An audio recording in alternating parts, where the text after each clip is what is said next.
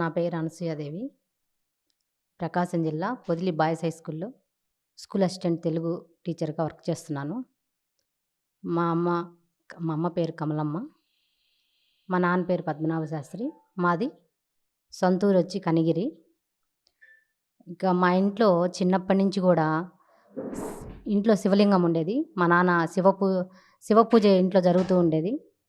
అమ్మ గూడా బాగా పూజలు చేస్తూ ఉండేది. దాంట్లో దాంతో నాకు కూడా ఈ పూజలు అవి అలవాటయ్యాయి.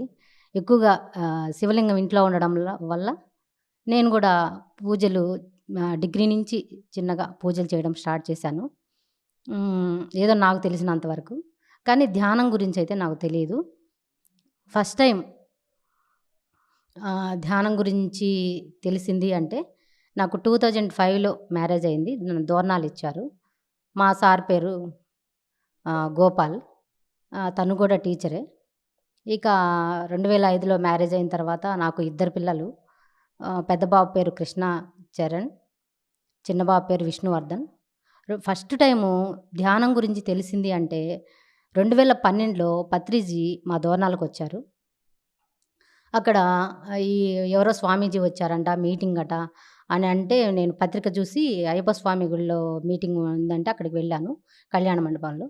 ఆ మీటింగ్‌కి వెళ్ళినప్పుడు పత్రిజీ సార్ ఫస్ట్ టైం సార్‌ని చూశాను నేను. గురువు ఇలా ఉంటారా అని నాకనిపించింది. చాలా సాదాసీదాగా పత్రిజీ సార్ నాకు కనిపించారు.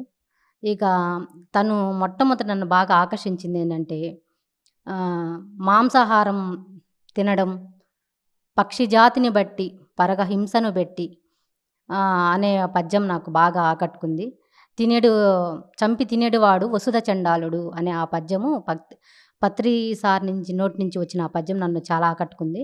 తర్వాత మాంసాహారం ఎందుకు తినకూడదు, మరి ధ్యానం అంటే ఏంటి, ఫస్ట్ టైం ధ్యానం అనే మాట నేను ఆ పత్రి సారు నోటి నుంచి అప్పుడు 2012 జనవరిలో జరిగిన ఆ మీటింగ్‌లో విన్నాను. తర్వాత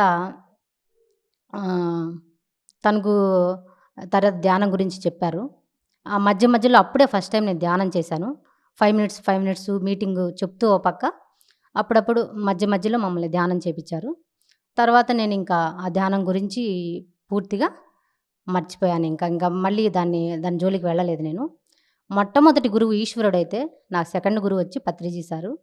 తర్వాత ఇంకా మర్చిపోయాను. తర్వాత మేలో 2012 మేలో మళ్ళీ మాకు దోర్నాల్లో ఒక శ్రీశైలం రోడ్‌లో పిరమిడ్ ఉంది. పొలంలో కట్టారు పిరమిడు. అక్కడ గోశాల గూడా ఉంది. అక్కడ 3 రోజులు ధ్యానం తరగతులు అఖండ ధ్యానం జరుగుతుందని చెప్పారు. సరే అని అమ్మ, నాన్న, నేను, మా చిన్న బాబు మేము ముగ్గురం నలుగురం వెళ్ళాము. వెళ్ళిన తర్వాత అక్కడ ధ్యానంలో కూర్చున్నప్పుడు విపరీతమైన బ్యాక్ పెయిన్ వచ్చింది. బ్యాక్ పెయిన్ వచ్చినప్పుడు అట్లానే చేశాము. అక్కడ కదంబ వృక్షాల కింద ధ్యానం చేపిచ్చారు. గోశాల దగ్గర ధ్యానం చేపిచ్చారు. ఈ విధంగా 3 డేసు మొత్తానికి అక్కడే ఉండి ధ్యానం చేశాను నేను. ఇక అయిపోయింది. ఇంకా దాన్ని చేసిందే గానీ ఇంక తర్వాత ఇంటికొచ్చి ధ్యానం మళ్ళీ రోజు డైలీ ప్రాక్టీస్ చేయటం ఇవన్నీ ఏమీ లేవనమాట. ఇంక మర్చిపోయాను నేను. ఇంకయిపోయింది. తర్వాత 2012 జూలై 21 మా చిన్న బాబు ఇట్లా సైకిల్ తగిలి ఇనుము తగలడం వల్ల బాబుకి మేము టాబ్లెట్స్ అవి వాడుతున్నాం చూపిచ్చి. ఆ ఇనుము తగలడం వల్ల చిన్న పిల్లవాడు 3 ఇయర్స్ బాబు. ఆ ఇనుము తగలడం వల్ల వాడికి మొత్తానికి వాతంలాగా అట్లా వచ్చింది. జూలై 21 తేదీ తను మరణించారు. ఇక ఆ బాధను తట్టుకోలేకపోయాను నేను. చెప్పాలంటే చిన్న బాబుకు నాకు విపరీతమైన బాగా అటాచ్‌మెంట్ ఎక్కువ. చిన్న బాబు అవ్వడం వల్ల 3 ఇయర్స్ బాబు అవ్వడం వల్ల రోజు నేను ఉదయం స్కూలుకి పోయేదాన్ని తనని. తను కూడా నన్ను వదిలి అసలు ఒక క్షణం కూడా ఉండేవాడు కాదు.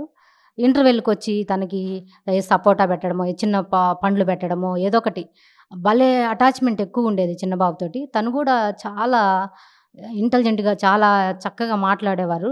స్కూల్‌లో టీచర్లు చాలా ఆశ్చర్యపోయేవాళ్ళనమాట. మీ వాడు చాలా ఇంటెలిజెంటు, చాలా చక్కగా మాట్లాడతాడు. అంటే నేను మురిసిపోయేదనమాట. మా బాబు మంచి తెలివి కల్లవాడని నేను మనసులో మురిసిపోతుండేదాన్ని ఒక తల్లిగా. ఇక బాబుని అసలుకు ఒక క్షణం కూడా వదిలి ఉండేవాళ్ళం కాదు ఇద్దరం. ఆహ్, తను ఒక పెద్ద ఆవులు కనిపిస్తే నమస్కారం చేయటం.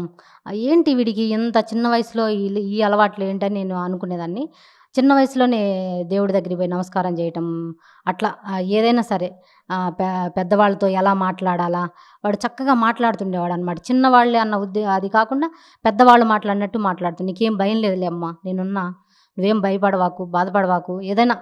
ఏదైనా నేను దిగులుగా ఏదన్నా కూర్చున్నా గూడా నీకేం భయం లేదులే" అని నాకు ఓదార్పిస్తుండేవాళ్ళు. తను ఆ విధంగా ఉన్నప్పుడు ఆ బాబు మరణం నన్ను బాగా కుదించి వేసింది. చెప్పాలంటే అసలు గు పెద్ద కొండంత భారం అసలు. ఒక తల్లికి తన బిడ్డ పోగొట్టుకోవడమని ఇంక అంతకన్నా దుఃఖం ఇంకోటుండదు. ఆ బాధ నన్ను బాగా కలిచివేసింది. ఇక చిన్న చిన్న పిల్లల్ని, తన ఏజ్ పిల్లల్ని చూస్తే నేను అసలు దుఃఖం ఆపుకోలేకపోయేదాన్ని. అసలు ఎంతగా అంటే బాగా నన్ను డిస్టర్బ్ చేసింది. నైట్ నిద్ర లేచి ఏడుస్తూ ఉండేదాన్ని. ఏడ్చేడ్చి నైటు అసలు 6 నెలలు నాకు నిద్ర లేదు. ఒక 1 ఇయర్ దాకా మధ్యాహ్నం గూడా అన్నం తినేదాన్ని కాదు అసలకి. ఆరోగ్యం గూడా పూర్తిగా క్షీణించిపోయింది. ఇంకా మధ్యాహ్నం ఇంటికొస్తా కానీ ఇంకా ఇంట్లోకొస్తే మా సారు ఉండేవారు కాదు గదా! నాకు అన్నం తినాలంటే మా వాడు గుర్తొస్తాడని బయటే వేప చెట్టు ఉంటే అక్కడ కూర్చొని స్కూలుకెళ్ళిపోయేదాన్ని. అట్లా 1 ఇయర్ అసలు మధ్యాహ్నం పూట ఇంక అన్నమే లేదు అసలు. ఇక నైటు వాడు కల్లోకొస్తూ ఉండేవాడు. కానీ నాకు కలలో కొంచెం నిద్ర పట్టిందంటే వాడు నా కల్లోకొచ్చేవాడు. ఒక ఆవు దూడలాగా మారిపోయి వచ్చేవాడు. నాకు అర్థమయ్యేది గాదు. పిల్లవాడేంది నాకు ఆవు దూడగా కనపడుతున్నాడు. ఏంటి విషయము అని నేను ఇంట్లో గూడా శివ పూజ మా ఇంట్లో గూడా శివలింగం ఉంది. శివ పూజ చేస్తుండేదాన్ని మా అత్తయ్య వాళ్ళ ఇంట్లో గూడా. ఇక అలవాటు కాబట్టి ఆ శివుడిని ఆ రోజు గూడా అప్పుడు గుర్తొచ్చింది. పత్రిజీ చెప్పారు గదా! ఏ సమస్య ఉన్నా శ్వాసను గమనిస్తూ ఉన్ ఉంటే మన సమస్యలన్నీ తీరుతాయనేది నాకు గుర్తొచ్చింది. అప్పుడు నేను మామూలుగానే ఓం నమ శివాయ మంత్రాన్ని జపం చేస్తూ ఉండేదాన్ని. ఇక ఓం నమ శివాయ జపాన్ని ఎలా చేశానంటే, తీసుకునే శ్వాసలో ఓం, వదిలే శ్వాసలో నమ శివాయ. ఈ విధంగా ఈ ఇంకా ధ్యానం నేను చేయడం మొదలుపెట్టాను. అంటే నాకు ఎందుకు మొదలుపెట్టానంటే, ఆ బాధను మర్చిపోవడానికి. అందుకే నా మూడో గురువు నా బిడ్డే. నా చిన్న బాబే నా మూడో గురువు. ఎందుకంటే, తను వల్లే నేను ధ్యానంలోకి స్థిరంగా ఉండగలిగాను ధ్యానంలో. ఇక తను అంటే తన బాధను అంటే కొంచెము గ్యాపొచ్చినా బాబు గుర్తొచ్చేవాడనమాట. ఇక కాబట్టి బాబు గుర్తు రాకుండా ఉండాలి అంటే, ప్రతి శ్వాసను గమనించేదాన్ని. ప్రతి శ్వాసను గమనిస్తూ, ప్రతి శ్వాసలో తీసుకునే శ్వాసలో ఓం, వదిలే శ్వాసలో నమఃశివాయ. కానీ కలలో కనపడేవాడు. నేను కలలో వాడిని ఎత్తుకునేదాన్ని. అరే! నువ్వు నాకు దూరమైపోయాను. నేను ఎంతో బాధపడ్డాను. నువ్వున్నావు నాకంతే చాలని సంతోషపడేదాన్ని. కల్లో తను బతికున్నాడన్న ఫీలింగ్ నాకుండేదనమాట. నేను సంతోషపడిపోయేదాన్ని నువ్వున్నావని. కానీ దూడగా మారిపోయేవాడు. ఆవు దూడగా మారిపోయేవాడు. ఏంటి పిల్లవాడు ఇట్లా ఆవు దూడగా మారిపోతున్నావు? ఒకరోజు ధ్యానంలో నైట్ పూట ఇట్లా మెలుకువ వచ్చినప్పుడు లేస్తాం గదా! అట్లా లేచినప్పుడు బాబు గుర్తొచ్చి బాగా ఏడ్చేశాను. ఇక ధ్యానం చేద్దామని ధ్యానంలో కోరాననమాట. మా బాబు ఎందుకిట్లా ఈశ్వరుని కోరుకున్నాను. నాకు తెలియజేయి. నాకెందుకు బాబు ఆవు దూడగా కనబడుతున్నాడు? ఆవు దూడగా మారిపోయి కనబడుతున్నాడు. కారణం ఏంటి? అని నేను ఈశ్వరుడిని ప్రార్థన అడిగేసి ఇక ధ్యానంలో కూర్చోలేను ఎక్కువసేపు. 10 నిమిషాలు ధ్యానంలో కూర్చొని మంచం మీదే కూర్చునేదాన్ని నేను. కూర్చొని అలానే పోయిన తర్వాత నాకొక ఫిల్మ్‌లాగా, ఒక స్క్రీన్‌లాగా మొత్తం కనపడింది. నా పూర్వజన్మని నేను చూసుకున్నాను. ఆ పూర్వజన్మలో నేనొక రైతు కుటుంబంలో జన్మించాను. ఆమ అసలకి నేను అంత క్లియర్‌గా అంటే మన సినిమా ఎలా చూస్తామో అంత క్లియర్‌గా నేను ఆవిడని చూసాను. ఆవిడ నేను అని తెలిసిపోతుంది నాకు. ఆహ్, ఆమ గ్రీన్ శారీ కట్టింది. చాలా హైట్‌గా ఉంది. ఆమ ఏం చేసింది ఒక రైతు కుటుంబంలో జన్మించాను. ఇక పంచలో ఒక కర్ర బడిసెలాంటి ఇనపది బడిసెనమాట. అప్పుడుంటాయి గదా! మామూలుగా రైతు కుటుంబాల్లో బడిసె. ఆ బడిసె తీసుకొని అక్కడ ఆవు దూడ పాలు తాగుతుంది ఆవు దగ్గర. నాకు కోపమొచ్చింది. ఆవు పాలు తాగేస్తుంది మొత్తము. నేను పాలు పితకకుండా మొత్తం తాగేస్తుంది.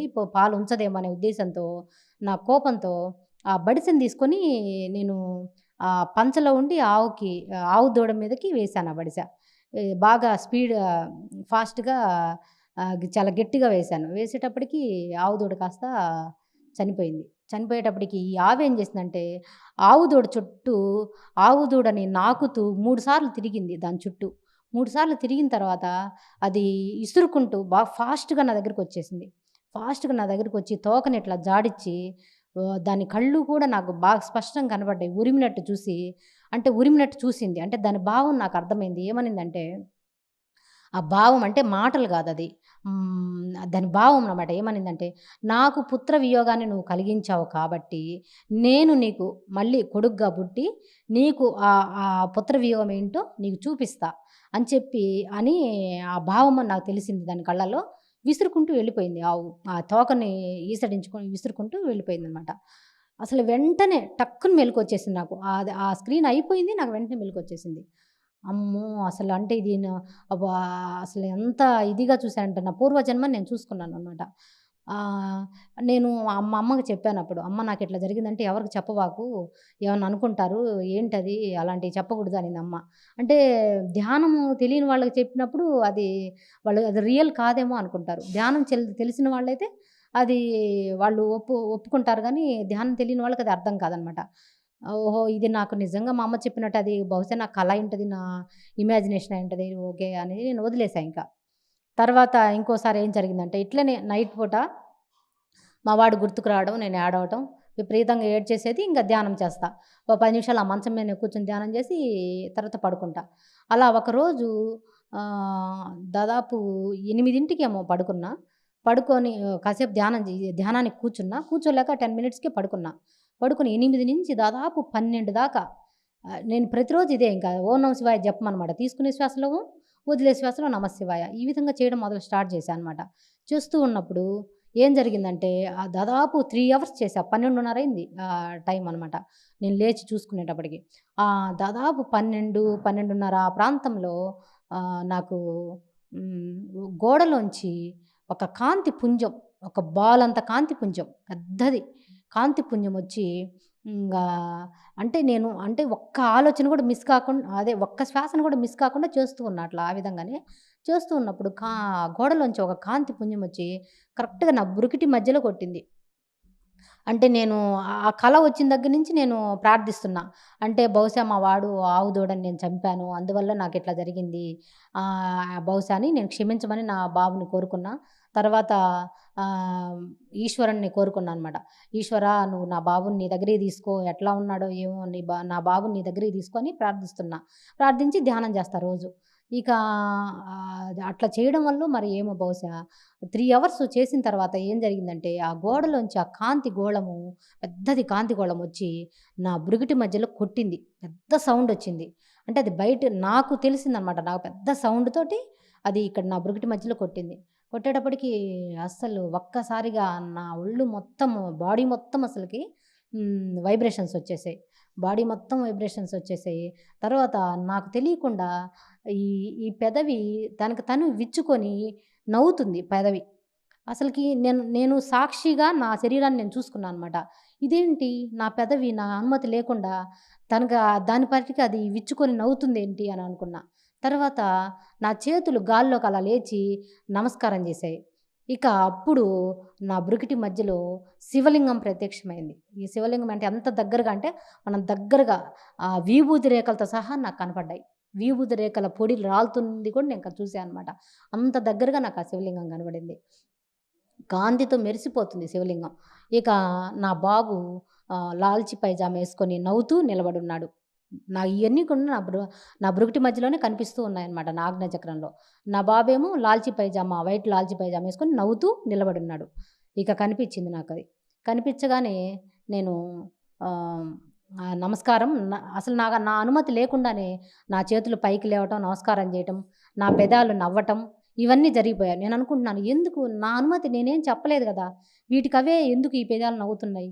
ఈ చేతులు నమస్కారం చేస్తున్నాయి నేను చెప్పలేదు గదా! అని ఒక సాక్షిగా నా శరీరాన్ని నేను ఆ రోజు చూసుకోవడం జరిగిందనమాట. వెంటనే నేను మెలుకువ వచ్చింది. నాకు భయమేసింది ఒక విధంగా. మన కరెంట్ షాక్ కొడితే ఎట్లా వైబ్రేషన్స్ ఎలా ఉంటదో, నా బాడీ అంతా అలా వైబ్రేషన్ వస్తూ ఉందండి. ఓహో! నాకేమన్నా జరిగిపోతుందేమో అనే ఉద్దేశంతో ఇక టక్కున కళ్ళు తెరిచా. అప్పుడు టైం చూస్తే కరెక్ట్‌గా 12:30 అయిందండి. అంటే 8కి పడుకున్న ధ్యానానికి కూర్చున్న నేను లేచేటప్పటికి 12:30 అయిందనమాట. ఇంగ ఆ సమయంలో ఈశ్వరుని దర్శనం నాకు జరిగిపోయింది. తర్వాత ప్రతిరోజు ఇంగ అంతే అనుభవాలు. 4 కల్లా ఎప్పుడు గుర్తొస్తే అప్పుడు లేయటము, బాధపడటము, ధ్యానంలో కూర్చుంటే. ఇక గాల్లో ఎగిరిపోతున్నట్టు వచ్చేది. మా స్కూలు చెట్ల మీద ఎగురుతూ ఉండేదాన్ని నేను. మా స్కూల్ ఇంట్లో ఇది నేను కల అనుకునేదాన్ని. నాకు అర్థమయ్యేది కాదు. మా స్కూల్ చెట్ల మీద నేను ఏ బుక్స్‌లో చదవలేదు దాని గురించి. గాల్లో ఎగురుతూ ఉండేదాన్ని. తర్వాత మరి పంట పొలాల మీద ఎగురుతూ ఉండేదాన్ని. తెల్లవారుజామున 3 ఆ టైంలో నాకు ధ్యానం చేసి పడుకుంటే ఆ కలలొచ్చాయన్నమాట. ఆ యొక్క చెట్ల మీద ఎగురుతూ ఉండేదాన్ని. తర్వాత పంట పొలాల మీద, ఇంకా గో సెలయేర్ల మీద, సెలయేర్ల దగ్గర, ఇక కొండల దగ్గర ఎగురుతూ ఉండేదాన్ని. ఆ స్పర్శ గూడా, ఆ గాలి స్పర్శ కూడా నాకు తెలిసేదనమాట. అయితే నాకు బాడీ జ్ఞాపకం నా బాడీని నేను చూసుకునేదాన్ని కాదు గానీ, బాడీ అది ఇది నాకుండేది గాదు గానీ, ఇక అడవిలో అట్లా ఎగురుతుండేదాన్ని. చాలా ఎంజాయ్ చేసేదాన్ననమాట. ఈ గాల్లో ఎగరటం ఇవన్నీ కూడా నేను చాలా ఎంజాయ్ చేసేదాన్ని. ఉదయాన్నే లేచి ఎందుకు నాకు ఈ కళ్ళొస్తున్నాయి? ఓహో! బహుశా నాకు ఇది కలేమోలే, కల్లో ఇట్లా ఎగురుతున్నానేమోలే అని నేను అనుకునేదాన్నే గానీ, అది నా యొక్క సూక్ష్మ శరీర యానం అనే విషయం నాకు అర్థమయ్యేది కాదు. ఈ మధ్య బుక్స్ చదువుతుంటే దాంట్లో కొంతమంది సూక్ష్మ శరీర యానం అంటే ఇలా ఉంటుంది. శివప్రసాద్ సారు వీడియోస్ అవి చూసినప్పుడు సూక్ష్మ శరీర యానం అంటే ఈ రకంగా గాల్లో ఎగురుతారు. ఎగిరినట్టు కళ్ళొస్తుంటాయి. ఇలా అంటే ఓహో! అది నాకు జరిగింది సూక్ష్మ శరీర యానమా అనేది ఇప్పుడు నాకు అర్థమవుతుంది గానీ, అప్పుడు నాకు తెలిసేది కాదనమాట. ఆ తర్వాత నేను ఆహ్, అట్లానే ధ్యానం చేస్తూ ఉన్నాను. తర్వాత నాకు పొదిలి 17లో పొదిలి ట్రాన్స్‌ఫర్ అయింది. తర్వాత ఒక 6 నెలలు నేను అప్పుడు ఆ టైంలోనే మా వాడు చనిపోయి నేను బాధలో ఉన్న టైంలోనే ఇది 'ఒక యోగి ఆత్మకథ' అనే బుక్ చదివాననమాట. అది గూడా నన్ను చాలా ఇన్‌స్పైర్ చేసింది. ఇక అసలకి ధ్యానం చేయకముందు దుఃఖాన్ని ఆపుకోలేకపోయేదాన్ననమాట. అసలు చిన్న పిల్లల్ని చూస్తే దుఃఖపడటము, అసలు కదిలిస్తే నేను దుఃఖంతో నిండిపోవడం అట్లా ఉండేదనమాట. ఎప్పుడైతే నాకు ఈశ్వరుని దర్శనం జరిగిందో, మా బాబు కనిపిచ్చాడో, అప్పటినుంచి నాకు దుఃఖం పోయింది. ఇంకప్పటినుంచి నేను ఏడవటం లేదు. అసలకి బాధపడటం గాని, అలాంటియన్నీ ఏం జరగడం లేదనమాట. వాడిని తనది ఎవరన్నా అడిగినా, తన విషయం నాకు గుర్తొచ్చినా, అసలకి దుఃఖమనేది పూర్తిగా సమసిపోయింది. ఈ ధ్యానం చేస్తూ ఉండేటప్పటికి ఆ దుఃఖమనేది ఓహ్! తను దేనికోసం వచ్చాడో, ఆ పని నెరవేర్చుకొని పోయాడు అన్న ఇది పడిపోయి, ఇంకా దుఃఖమనేది నాలో పూర్తిగా సమసిపోయిందనమాట. ఆ తర్వాత 2017లో పొదిలి రావటం. ఇక్కడ మళ్ళీ క్రియాయోగం ఎవరు నేర్పుతారా అని తెలుగు వాళ్ళెవరో క్రియాయోగం నేర్చుకోవటం 6 మంత్స్. తర్వాత మేడం ఇక్కడ పిరమిడ్ ధ్యానం మాధవి మేడం పిరమిడ్ ధ్యానం ఉంది ఇక్కడ. ఇక్కడ వస్తారా మేడం అంటే ఇక్కడ ఆ ధ్యానానికి రావటం స్టార్ట్ అయింది. అక్కడ చేయటం. తర్వాత ఇక్కడ పొదిలికొచ్చాక అనుభవాలేంటంటే తెల్లవారుజామున ఒకసారి ఈ ధ్యానం చేస్తున్నప్పుడే ఒక రకమైన ఆనందం కలిగింది నాకు. ఆజ్ఞా చక్రంలో విపరీతమైన ఆనందం కలిగింది. ఏంటో అది అర్థం కాల. సరే చూద్దాం. ఏంటి ఈ ఆనందం అని 3కే లేచి స్నానం చేసి ఆనందం మళ్ళీ కలుగుతుందేమో అనే ఉద్దేశంతో మళ్ళీ కూర్చునేదాన్ననమాట. అట్లా ఒక 10 మినిట్స్ అట్లా ఈ బ్రుకుటి మధ్యలో లాక్ అయిపోయేది. శూన్యస్థితి ఏర్పడేది. విపరీతమైన ఆనందం కలిగేది. ఏంటి ఈ ఆనందం ఇట్లా ఉందని దానికోసము మళ్ళీ 2 నెలలు ప్రాక్టీస్ చేశా. 3కే లేచి. కానీ మళ్ళీ ఆ తర్వాత ఆనందం కలగల. తర్వాత ఈ ధ్యానానికి వస్తూ మళ్ళీ డైలీ ధ్యానం చేస్తూ ఉంటుంటే ఇంకా తెల్లవారుజామున నేను ఎక్కువ సేపు కూర్చోలేనమాట. కాసేపు ఒక అరగంట అలా కూర్చొని పడుకునేదాన్ని. దివాన్ కట్లో పడుకొని ధ్యానం చేసేదాన్ని. ఇక పడుకొని ధ్యానం చేస్తున్నప్పుడు 4కి అట్లా ఈ మధ్య అనుభవాలనమాట అవి. ఇక నాకు నేను కళ్ళు తెరవలేకపోయాననమాట. కళ్ళు తెరవలేకపోయా. కానీ నాకు మా వాళ్ళు 6 అయింది అప్పుడు టైము. 6 అయింది. పాలబ్బాయి వచ్చాడు. నాకందరూ తిరుగుతున్నారు. అవన్నీ నాకు వాయిస్ ఇనపడుతుంది. మా సారు తిరుగుతున్నారు. ఆ వాయిస్ అంతా ఇనపడుతుంది కానీ, నేను కళ్ళు తెరవలేకపోతున్నా. సరే ఎట్లా నేను కళ్ళు తెరవలేకపోతున్నా కదా! చూద్దాం అని జెప్పి అప్పుడు బావాజీని పిలిచా. బాబాజీ ఒకసారి మీరు దర్శనం ఇవ్వండి. మిమ్మల్ని చూడాలనిపిస్తుంది. మీరు ఒకసారి దర్శనం ఇవ్వండి అన్నా. వెంటనే బాబాజీ సగం సగం బాడీ ఒక ట్రాన్స్‌పరెంట్ బాడీ అనమాట. కాంతివంతమైన బాడీ నాకు కనబడింది. సగం బాడీ. అంటే నేను ధ్యానంలోనే ఉన్నా. కళ్ళు మూసుకొనే ఉన్నా. ఇక నేను పడుకొని ఉన్నా.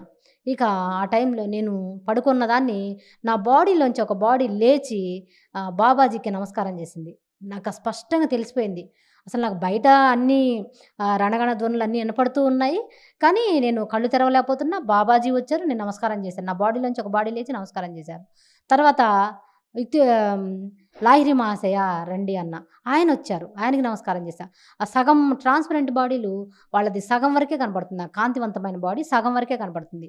నేను నా బాడీలోంచి లేచి వాళ్ళకి నమస్కారం చేస్తున్నా. తర్వాత యుక్తేశ్వర్ గురూజీని పిలిచా. ఆయన వచ్చారు. నమస్కారం చేశా. తర్వాత ఆహ్, బా ఈ పరమహంస యోగానంద్ వచ్చారు. ఆయనకి నమస్కారం చేశా. తర్వాత లాస్టు ఈశ్వర అన్న. నాకు ఫస్ట్ గురువు. ఫస్ట్ నుంచి నేను ఫస్ట్ నుంచి ధ్యానించే గురువు ఈశ్వరుడు. ఇక అనంగానే శివలింగం ప్రత్యక్షమైంది. ఆయనకి నేను నమస్కారం చేశాను. పోయి గట్టిగా పట్టేసుకున్నా శివలింగాన్ని. పట్టేసుకొని ఏడుస్తూ ఉన్నా. నా ధ్యానంలో, నా సాధనలో ఇంకా ముందుకు పోవడానికి నాకు మార్గాన్ని చూపు అని చెప్పి ఆ శివలింగాన్ని పట్టేసుకొని ఏడుస్తున్నా. ఇంకా ఆ తర్వాత అన్నీ మాయమైపోయిన తర్వాత ఇక నేను ఆహ్, ఒక పాలు, పాలు ఎలాగైతే ఒక గిన్నెలోంచి పొంగుతాయో, అట్లా పాల పొంగులాగా నాకు సహస్రాలలో పాల పొంగులాగా అట్లా అనిపించిందంట. పాలు పొంగుతున్నట్టు అనిపించిందనమాట ఒక కాంతి. అలా అనిపించింది. అది జరిగిపోయింది. తర్వాత ఇంకా నేను కళ్ళు తెరవాలి అనుకున్నా. అప్పుడు దాదాపు నేను కళ్ళు తెరిచా. అప్పుడు నాకెంత ఒక 10 మినిట్సే నేను ధ్యానంలో కూర్చున్నట్టు అనిపించింది. మా సార్‌నడిగితే "గంట సేపయింది నువ్వు లేయలేదు" అని చెప్పారు. గంట సేపు నేను ఉన్నాను. కానీ నాకు మాత్రం ఒక 10 మినిట్సే ఉన్నట్టు అనిపించింది. అసలకి అది తర్వాత ఏంటంటే అదొక రకమైన సమాధి స్థితి అని తెలీదనమాట. అది సమాధి దాంట్లో ఫస్ట్ టైప్ అనమాట. స్టార్టింగ్‌లో ఉంటదంట అది. నాకు కొన్ని బుక్స్ చదవడం వల్ల అది తెలిసింది. కానీ అంటే మన కళ్ళు మూతల కళ్ళు తెరవలేము. కానీ అన్నీ వినపడుతూ ఉంటాయి. కానీ మనం లేయలేము. కానీ మనకి అన్నీ కనిపిస్తుంటాయి. మళ్ళీ సెకండ్ డే గూడా అంతే. ప్రతిరోజు రోజుకొక అనుభవం. ఈరోజు ఏమన్నా కొత్త అనుభవం వస్తుందనేది ఈ ధ్యానం చేసేది, పడుకునేది. అప్పుడు సెకండ్ టైమ్ ఏమొచ్చిందంటే, అసలు ఆకాశంలో నక్షత్రాలులో గిర్రున తిరిగిపోతా ఉన్నా. అసలు ఫాస్ట్‌గా తిరుగుతా ఉన్నా నక్షత్రాల్లో. ఇదేంది అన్ని నక్షత్రాలు కనపడుతున్నాయి ఆకాశంలో. నేను మాత్రం ఫాస్ట్‌గా తిరుగుతూ ఉన్నా. ఏంటి ఇంత ఫాస్ట్‌గా తిరుగుతున్నా? అమ్మో! భయమేసిందనమాట. వచ్చేయాలి అనిపించింది. వచ్చేయాలి అనంగా నా బాడీలోకొచ్చేసేసా. తర్వాత, తర్వాత రోజు ఇంకొక అనుభవం ఏంటంటే, నేను ఆకాశంలోకెళ్ళిపోయా. అదేదో కాంతి లోకం. అది ఏదో తెలీదు నాకు. కాంతి లోకం కనబడింది. అసలకి మన దారులు ఎలా ఉన్నాయి, దారి మొత్తం కాంతి. అటువైపు, ఇటువైపు ఇటొక 10 సూర్యుళ్ళు, ఇటొక 10 సూర్యుళ్ళనమాట. ఆ వీధికి. అట్లా అదొక కాంతి దారనమాట. ఆ కాంతి దారుల్లో అంతా మన ఒక్క సూర్యుడికి ఎంత కాంతొస్తుంది. అట్లాంటిది ఒక 10 సూర్యుళ్ళనమాట. ఇటు ఒక 10 సూర్యుళ్ళు. ఇక్కడ రోడ్డంతా కూడా కాంతిమయం. అబ్బా! ఎంత బావుంది. ఇదేంటో కాంతి లోకంలాగుంది. నేనేంటి ఇక్కడికొచ్చాను. అసలు ఇక్కడికొచ్చాను. ఎవరు లేరు చూస్తే ఎవరు కనపడట్లేదు. ఇదేంటి కాంతి లోకం అని అసలుకు చాలా, చాలా అనుభూతి పొందాను. చాలా సంతోషం అనిపించింది. ఇక ధ్యానంలోంచి బయటకొచ్చాను. ఈ మధ్య ధ్యానంలో కూర్చున్నప్పుడు 5 కల్లా ఫో 4:30, 5 కల్లా నాకు నా చైతన్యం మొత్తం బ్రుకుటి మధ్యలోకొచ్చేస్తుంది. అంటే రావటం అంటే నాకే ఆలోచన లేకుండా లాక్ అయిపోయినట్టు అనిపిస్తదిక్కడ. నా చైతన్యం ఇక్కడ బ్రుకుటి మధ్యలో లాక్ అయినట్టు అనిపిచ్చి, ఇక కిందకి దిగదనమాట. అంటే మా పిల్లలు, మా బాబు టీవీ చూస్తుంటారు, మాట్లాడుతుంటారు. నేను టీవీ దగ్గరే కూర్చుంటా. కానీ నేను శూన్య స్థితిలో ఉంటా అనమాట. నేను మాట్లాడుతుంటా. నేను కూడా మాట్లాడతా. కానీ కళ్ళు తెరవలేనింకా. కళ్ళు మూసేసి ఆ శూన్య స్థితిలో ఉండడం ఈ మధ్య ఈ ఈ 10 డేస్‌లో ఈ మధ్య 1, 2 రోజుల నుంచి అలా అనిపించడం స్టార్ట్ అయిందనమాట. అలా వచ్చినప్పుడు ఇంక నిద్ర గూడా ఉండదనమాట. అట్లా లాక్ అయినట్టు అనిపించి శూన్యస్థితి ఏర్పడిపోతుందనమాట. ఇంకా ఏ ఆలోచనలుండవు. అలాంటి స్థితి చాలా ఆనందం. ఇంకోటేంటంటే నేను మా బాబు ఇట్లా మరణించాక చాలా ఇబ్బంది పడ్డా. మానసికంగా, శారీరకంగా చాలా ఆహ్, ఇదిగా తయారైపోయాననమాట. చాలా ఇబ్బందులకు లోనైపోయా. శారీరకంగా చాలా ఆరోగ్యపరంగా చాలా నష్టపోయా అనమాట. అంటే ఎక్కడంటే అక్కడ పడిపోవటం, నీరసం రావటం, స్కూలుకెళ్తే ఎక్కడంటే అక్కడ పడిపోవటం, ఇలా ఉండేదనమాట నా పరిస్థితి. చాలా నీరసంగుండేది. బ్యాక్ పెయిను, చాలా నీరసం. 10 నిమిషాలు మాట్లాడితేనే నీరసం రావటం. క్లాస్ చెప్పలేకపోయేదాన్ని. అసలు ధ్యానంలోకొచ్చాక ఇవన్నీ గూడా ఇంక ధ్యానం వల్ల నేను పొందిన బెనిఫిట్స్ ఏంటంటే ఇవన్నీ. నేను చాలా యాక్టివ్‌గా 3 గంటలకు లేచినా గూడా నాకు అసలకి 3 గంటలకు, 4 గంటలకు లేచినా గూడా అసలకి మళ్ళీ స్కూల్లో నేను చాలా యాక్టివ్‌గా క్లాసులకెళ్ళటం గానీ, చాలా యాక్టివ్‌గుంటా. అసలు అన్నము ఒక పూట తినకపోయినా నీరసం రావటం గానీ, అలా ఏముండదనమాట. చాలా యాక్టివ్‌గున్నా. అంతకుముందు ఒక 6:30కి ఒక అరగంట ముందు లేచినా గూడా విపరీతమైన బద్ధకంగా ఉండేదనమాట. స్కూలుకి పోయినా కొంచెం టైం దొరికితే ఏమన్నా రెస్ట్ తీసుకుందామా అని అంత బద్ధకంగా ఉండేది. అసలు ఆ బద్ధకం అంతా పోయింది. చాలా యాక్టివ్‌గా తయారయ్యా. అసలకి ధ్యానం వల్ల చాలా యాక్టివ్‌గా తయారయ్యా. ఆరోగ్యం గూడా ఆ నీరసం పోయింది.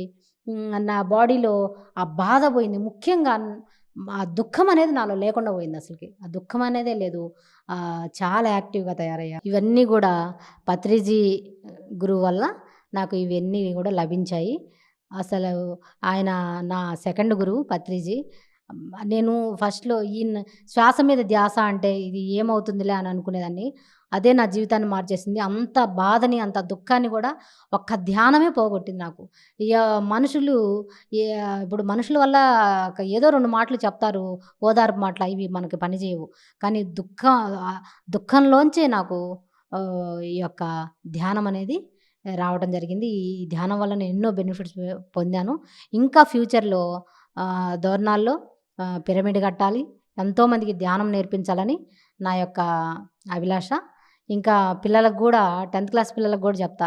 అరే! మీరు బాగా మార్కులు మంచిగా రావాలంటే ధ్యానం జేయాలని ప్రతిరోజు 15 మినిట్స్ ఎగ్జామ్స్ ముందు వాళ్ళకి 15 మినిట్స్ ప్రతిరోజు ధ్యానం చేపిచ్చేదాన్ని. వాళ్ళకిష్టమున్నా లేకపోయినా ఏదో ఒక వేణుగానం బెట్టి, పత్రిజీ వేణుగానం బెట్టి ఒక 15 నిమిషాలు వాళ్ళ చేత ధ్యానం చేపిచ్చటం. ఇక అలా పిల్లలు గూడా మాకు చాలా బాగుంది. వాళ్ళ యొక్క అనుభవాలు గూడా మాకు కాంతి పుంజాలు కనపడుతున్నాయని చెప్పేవాళ్ళు పిల్లలు గూడా. ఇట్లా ధ్యానంలోకొచ్చాక నా జీవితం ధన్యమైందని నేను భావిస్తున్నా. ఇదంతా గూడా పత్రిజీ సార్ యొక్క చలువే. నిజంగా గొప్ప గురువు ఆయన. శాకాహారం గురించి చెప్పాలంటే, ఇక పత్రిజీ సారు చెప్పిన నినాదం శాకాహారం ఆహ్, మాంసాహారం మానండి, శాకాహారం కొనసాగించండి అనే ఆయన నినాదం. అంటే ఎన్ని జంతువుల్ని మనము తెలియక చంపి తింటున్నామో, అసలు నేను పిల్లలకు గూడా చెప్తా. "అరే! మాంసాహారం తినమాకండ్రా. ఆ లక్షణాలే మనకొస్తాయి" అని చెప్పేదాన్ని. ఇంకా పత్రిజీ సారు ఆ విధంగా నినాదంతో ముందుకు పోవటం అనేది గొప్ప అభినందించాల్సిన విషయము.